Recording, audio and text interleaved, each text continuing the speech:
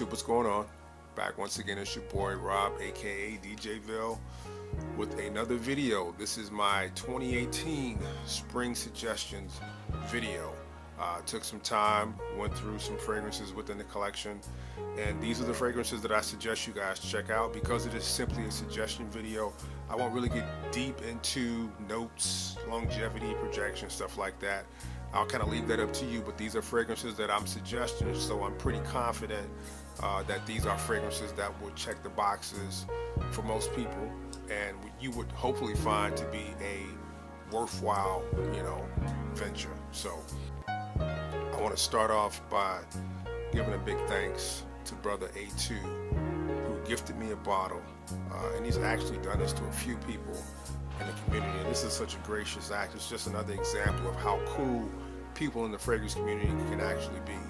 I'm recommending this fragrance. There were no strings attached. He just, out of the kindness of his heart, reached out to me, gifted me the bottle, and it's a really great fragrance that I think a lot of people would enjoy. It's Creed's Vetiver Geranium. Alright, I've been getting a lot of use out of this fragrance wearing it to work, and this is a fragrance that I know would work great in the office, great in the springtime, great for so many different occasions. As the title suggests, it is Vetiver Geranium, but when you look at the notes, vetiver isn't a note that's listed. The notes that pop, I think there's vetiver in it. There's also a fair amount of citrus, but it's got this pepperiness to it that keeps it clean, keeps it classy, and it's also got like this apple note in it. Slight, it's faint, but you get it. And I can't say enough about this one. If you haven't checked it out, I highly recommend you check it out. I know it would be a great fragrance for spring and summer, but I think spring would shine. It would shine the most in spring because it is a floral fragrance. I know a lot of cats don't like florals, but this is a floral fragrance that I know would work and a lot of people would actually enjoy. So, Creed Vetiver Geranium. Sticking with the theme of floral fragrances, here's one from the house of Geir. This is called Ness. I've been pushing this one for like the last 3 to 4 years. This is a really nice fragrance that's bright, uplifting. It is floral, but it's got a balance of like floral, fruity, and woody notes. If you haven't put your nose on this one, put your nose on this one. This is from the indie house Geir, and I really think a lot of cats would like this if they checked it out. Alright, so Geir Ness by Geir. Here is a recent acquisition. It's from the house of Commodity. This is Moss. It's only got 3 notes. I want to say it's like cedar, oak moss, and petitgrain. Classy, clean, upscale smelling fragrance. Only downside is performance. It's only like 4 to 5 hours on my skin. You might get more, but that's what I get on my skin. Other than that, I think it's a pretty nice fragrance for the spring, and I think a lot of cats would enjoy it because it's inoffensive, and you can wear it in a number of situations. So, Moss by Commodity. I'm going to give you guys a 3 for 1. It's from the house of Narciso Rodriguez. This is For Him. Alright? And then you've got For Him. And then you've got For Him. Alright? So the difference is the first one is I believe it's the original. This is the EDT. This is the one that people talk about. It's got the wet cement vibe. It's violet note prominent. I really enjoy this one. This is more of a rainy day fragrance in my opinion. Then you've got the EDP, which is, it's got more of a floral vibe to it. All of the For Him fragrances the focus is musk. This one, the musk is there, but it's got the floral note on top, which takes it in a different direction. This is one not everyone will like, but it's one that's worth mentioning, and I think it's a solid release. And lastly is Bleu Noir. Okay, Bleu Noir is one that I think was made to actually compete with Bleu de Chanel, Sauvage, and fragrances that sit in that vein. I think it's a solid release. I really enjoy the opening. I just wish the dry down was a little better. It kind of gets a little muddy in the dry down, but please don't let that discourage you. If you can get this one for the right price, I don't think you'd be disappointed. All right, so for the house of Narciso Rodriguez, the EDT, the EDP, P and Bleu Noir. One from the house of Carolina Herrera. I've been putting this one on for the last few years. This is Chic. Alright. This is one, again, if you can get it, see the sides? This is the original formulation, the earlier release. If you can score this one smells better than the most current one that's out there. To me, it comes off like a violet bomb, but it's actually more cardamom and watermelon with some citrus notes. It's one that I think would actually work pretty well in springtime. So, Chic, Carolina Herrera. This is one that I think should be on everyone's springtime list, from the house of Cartier, Declaration doing Soir. I put this on my list before in fall. Where I live, and that's the Midwest, springtime for us can be really anywhere between the upper 30s all the way up to 80 degrees. But mostly our spring days hit somewhere between 40 degrees and someplace in the 50s. That's where it is most of the time, springtime in the Chicagoland area, Midwest area. That's usually how it hits. And this is one that I think for the earlier part of spring, or when it all the way up to about 60 degrees, is one that would actually be a great fragrance to rock. It's rose. Rose is a note that I know a lot of cats don't like, but it's kind of got the balance of the pepper in it that is almost like the yin and the yang. It kind of keeps it from going too floral, and it's got nice citrus, really nice, classy, upscale smelling fragrance that you can actually get for a pretty nice penny. Cartier Declaration doing Soir. All right, we're gonna go back for a moment. These fragrances right here are pretty much fragrances I think that would be best suited for the collector. Now, if you're a person that's actually trying to expand and get into more fragrances, or if you happen to be into vintage fragrances, I think these would be worthy of your attention. First up, from the house of Givenchy, is Insense. All right, this fragrance was released in 1993. It's a really nice floral fragrance that's balanced out with pepper, citrus, and some other notes. This is a really well done floral frag that I can't recommend enough. So if you haven't smelled this one, please check out Insense by Givenchy. One of my favorites of all time, Iquitos, Alain Delon. This one is oak moss. It's got civet, aldehydes. It's got pine. It's so many notes. This is one of those ones where it's like when they would put certain notes together to actually create a different accord. Iquitos by Alain Delon. All right. Classic from my college years. This is New West by Aramis. This one has got pine, aldehydes, juniper berries, and a number of other notes. To me, this is kind of like one of the OGs in regard to fresh, oceanic type fragrances. If you can get this one in this bottle, this is the original or older formulation, I think you would be pretty happy. This is a well done fragrance, New West by Aramis. From the house of Joop, What About Adam?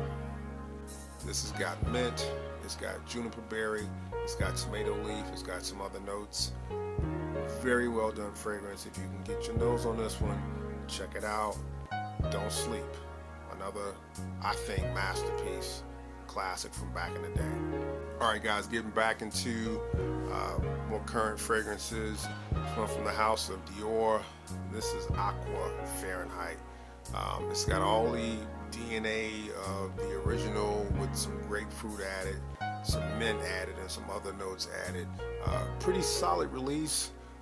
It doesn't perform as well as the original Fahrenheit. I mean, to me, this is more of a 4 to 5 hour fragrance, but it smells pretty nice, and I think quite a few people would enjoy this one if you like the original DNA of Fahrenheit. All right, Aqua Fahrenheit by Dior. One that didn't get a lot of love due to its older brothers. This is from the house of YSL. This is Ultime. Ultime to me is a really nice spring frag. If you haven't put your nose on it, put your nose on it. This has got Notes of like carnation, rose, citrus, ginger.